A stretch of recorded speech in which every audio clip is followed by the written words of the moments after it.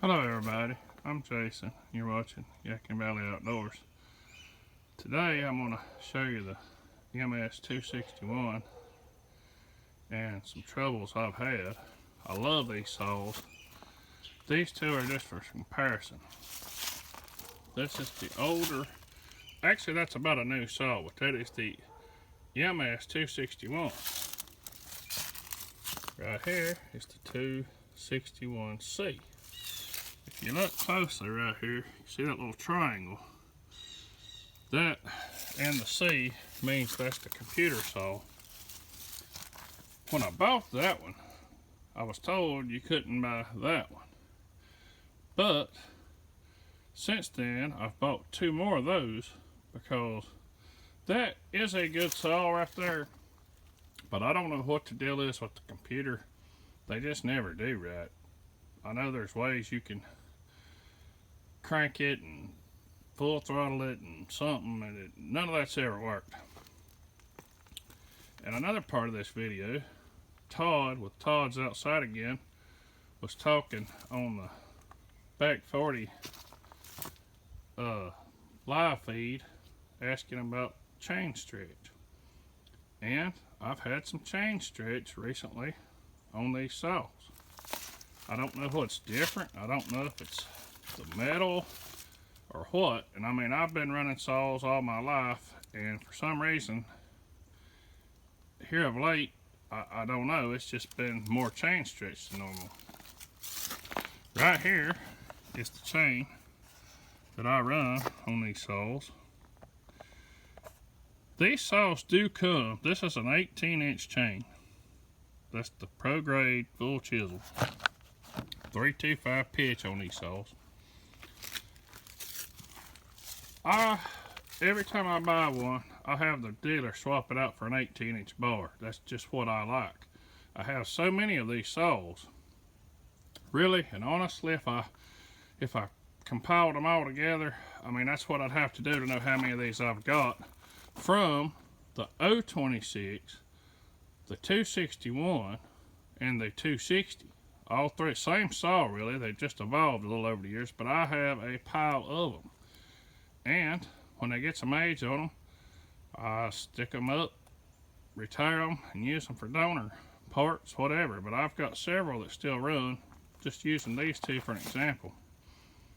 All in all, these are my favorite saws all around for smaller work. Now, falling big timber, I've got up to 660s, 3-foot bars and bigger, I mean. But just for everyday, all around work, you cannot beat these little saws. They just last, they hold up well, except for that C model right there, and it's kind of been a thorn in my side since I've owned it. When it works good, it works well. I mean, it works really well when it works. But if you lay that saw out in the hot sun, it will not run. It just, I don't know I don't understand it. I don't think I'll ever understand it. If you get an extreme cold, that saw will not run. I don't know if it has to do with the computer or what. This one, on the other hand, never seems to let me down. So as long as I can buy the MS261 and not the MS261C, that is definitely what I will be doing. Like I say, both saws, if they're both running properly, you can't really tell one from the other. I mean, they both perform well when they're running properly. It's just that one, it's just like I said, sometimes it's just been, I just don't want another one. And for all you 500i guys, same problem. I mean, I know pro loggers that just hate them. The 400C. I know guys that swear by them, and I know guys that hate them. I don't think they really got the computer deal worked out good yet. I don't know. And of course that's my opinion, but I'm 53 years old, and I've been running saws since I was 10, 11. I mean, my dad, he cut pulpwood, grew up farming, logging, cut pulpwood. I mean, I've been around saws my entire life.